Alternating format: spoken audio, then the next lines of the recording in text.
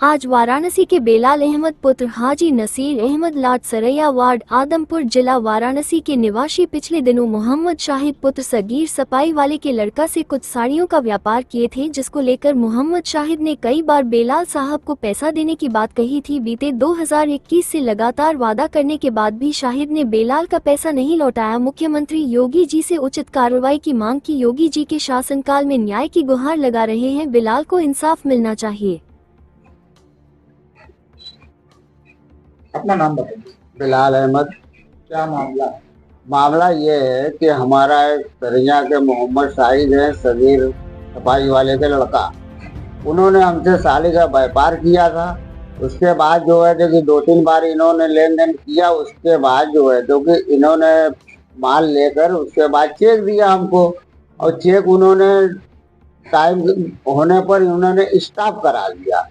उसके बाद हमने उनसे कहा भाई पैसा दीजिए, तो वो बोले कि जो है तो कि पैसा 2 दिन रुकिए, 4 दिन रुकिए, पैसा देते हैं।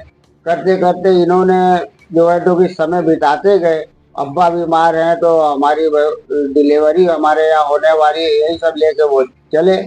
फिर उसके बाद हमने जो है तो कि कुछ दिन बीता, तो उसके बाद जो है तो कि ये कहे कि हम जा रहे हैं बाहर, बाहर से आ रहे हैं तो फिर हम आपको रुपया दे रहे हैं। ये मामला कब का? पहले ये मामला है 2021 का। जो है तो हिल्ला हवाले होते रही। उसके बाद जो है तो कि हमारे लड़का बीमार हुए, तो हमने हमारे भाई फोन किए कि भाई कुछ पैसा साड़ी दे दो, लड़के की हालत बहुत सीरियस है। तो उन्होंने जवाब दिया कि घर आओगे तो FIR कर देंगे। उसके बाद हमने उसके चाचा को, मोहल्ले के लोगों को बुलाया। हमने कहा कि ऐसी ऐसी बात है, लड़के की हालत देखिए। तो एक लोग देखे तो 5,000 रुपया दिए, और एक लोग 1,500 रुपया हमको दिए। तो इसको जल्दी लेके जाइए। हमारे पास तो 100 रुपया भी नहीं था कि बच्चे का हम इलाज कर सके। आपके पास कितना पैसा था? हमारा रुपया है 25,29,350 रुपया। प्रूफ आपके पास? हमारे पास प्रूफ है, या हमारे पास चेक है, या हमारे पास सब चेक है। हमने बैंक से स्टाफ भी सब कराया।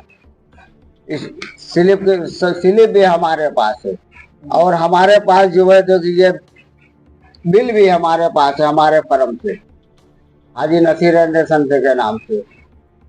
उसके बाद जो है तो कि 3 महीना की जब स्टाफ कराया तो इन्होंने थाने पे लिखा पढ़ी कराया।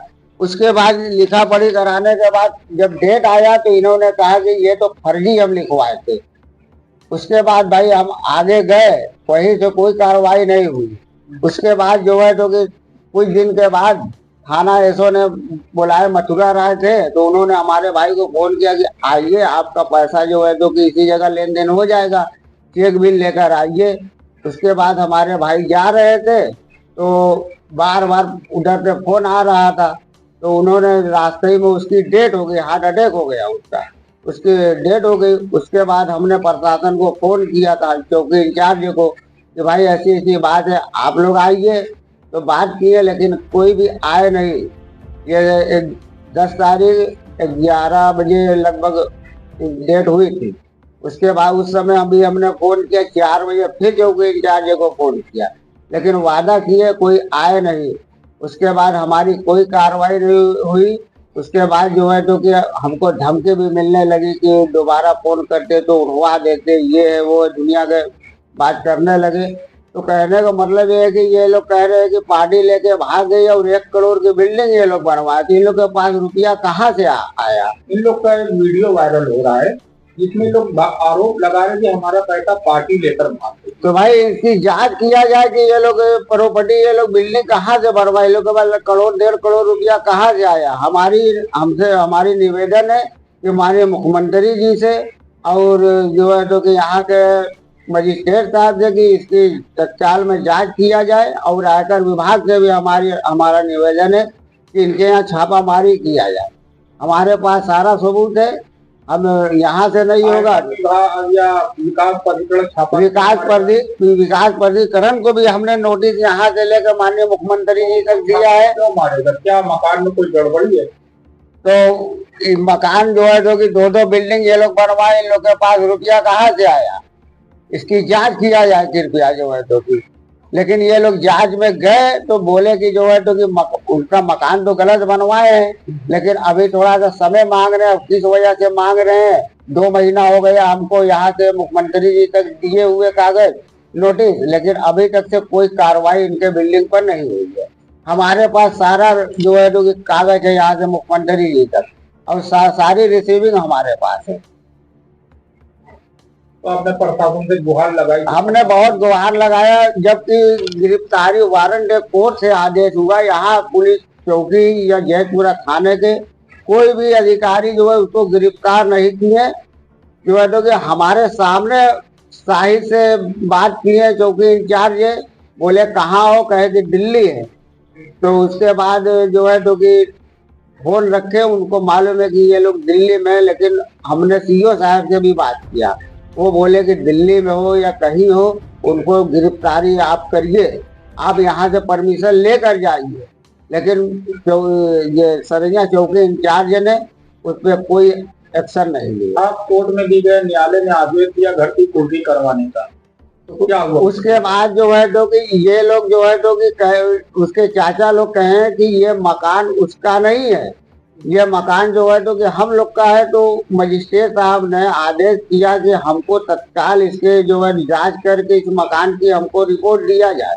चौकी इंचार्ज ने रिपोर्ट नहीं दी है। उस वक्त चौकी इंचार्ज कौन? तो इस वक्त गुप्ता जी एक तो करके है, नाम से वाकिफ नहीं है, गुप्ता जी जो है तो के हैं। तो वो रिपोर्ट नहीं दिए। उसके बाद 2 दिन के बाद ये लोग फाइल उठा के दूसरे मजिस्ट्रेट साहब के पास चले गए। फिर उसके बाद वहाँ 14 दिन फाइल थी। उसके बाद 14 दिन के बाद उन्होंने फाइल ट्रांसफर कर दिया अनुभव द्विवेदी जी के पास।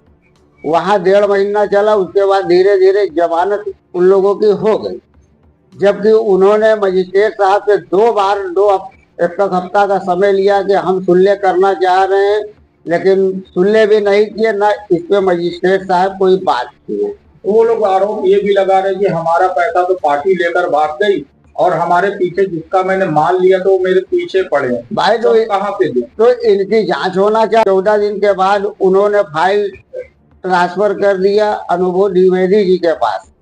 वहाँ 1.5 महीना चला। उसके बाद धीरे धीरे जमानत उन लोगों की हो गई, जबकि उन्होंने मजिस्ट्रेट साहब से 2 बार 1 हफ्ता का समय लिया कि हम सुनले करना चाह रहे हैं, लेकिन सुनले भी नहीं किए, ना इस पे मजिस्ट्रेट साहब कोई बात किए। वो लोग आरोप ये भी लगा रहे कि हमारा पैसा तो पार्टी लेकर भाग गई और हमारे पीछे जिसका मैंने माल लिया तो वो मेरे पीछे पड़े हैं। भाई तो कहाँ पे दे? तो इनकी जांच होना चाहिए। ये लोग अपना सब प्रूफ दिखाए कि ये लोग जो है तो कि ये लोग 6 करोड़ दिखा रहे हैं। तो भाई इन लोग का मकान, इनका घर मकान पूरी जांच किया जाए कि ये लोग तो बिल्डिंग कहाँ से बनवाए। इसका हमारे यहाँ किसी का बकाया तो हमने देते देते तो आज हम लोग की ये हालत हो गई। हम लोग मजदूरी कर रहे हैं, फिर भी लोग का दे रहे हैं। अब काफी लोग का हमने दिया। हमने तो ये किसी से नहीं कहा कि जब मिलेगा तो हमारा हम देंगे, पार्टी लेके भाग गए। हमने तो ये व्यापार का ये मतलब तो नहीं होता है। व्यापार का मतलब ये होता है कि हमारा कुछ भी हो जाए, हम लिए हैं तो हम देने के हकदार हैं। प्रशासन से आप क्या चाहते हैं? प्रशासन से हम चाहते हैं कि भाई जो भी कार्रवाई उचित हो, इसके सख्त से सख्त कार्रवाई जल्दी से जल्दी किया जाए। वो जो वीडियो वायरल हो रही है उसमें कितनी सच्चाई है? उसमें हमारे हिसाब से सच्चाई नहीं है, इसलिए कि एक आदमी है वहाँ कडेर में के, उनका नाम सलीम है, वो डाली रखे हुए। तो वो भी हमारे घर आए जब, तो उनसे हमारी बात हुई तो हमने पूछा कि कहे कि अरे आप केस उस मत करिए, हम लोग मुख्यमंत्री जी तक गए हैं। तो हमने कहा भाई ठीक है, आप गए हैं तो उससे हमसे क्या मतलब, हमको जो करना है तो हम करेंगे। तो हमने पूछा उनसे कि आपका कितना रुपया है, तो वो बोले कि हमारा 48 लाख रुपया है। कहने कि अच्छा हमारे घर आइएगा। फिर उसके बाद हम कुछ दिन के बाद उनके घर गए तो उनके लड़के थे, उस दिन वो थे नहीं, तो उनके लड़के से हमने पूछा और एक लोग हमारे साथ में भी थे। तो उनसे पूछा आपका कितना रुपया है, तो लड़का बताया 14 या 15 लाख रुपया। हमने बोला कि आपके अब्बा तो 48 लाख बता रहे हैं, तो ये 14-15 लाख तुम बता रहे हो, तो बताइए। बोला करीब करीब 30 लाख रुपये का, तो ऐसे ही 32 लाख का फर्क पड़ गया। तो हम कैसे माने कि जो है तो कि ये सच बात है। इसकी जो है तो कि पूरी जांच किया जाए तत्काल में, इसकी कि क्या सच्चाई है। अब क्या चाहते हैं? हम यही चाह रहे हैं किसी भी सूरत से आयकर विभाग के लोग इसकी जांच करें और माननीय मुख्यमंत्री जी से भी निवेदन है कि इस पर सख्त से सख्त कार्रवाई तत्काल की जाए। मामला आपका काफी दिन हो गया है। हमारा मामला 2021 का है और हमारे यहाँ 2 घटना हो चुकी।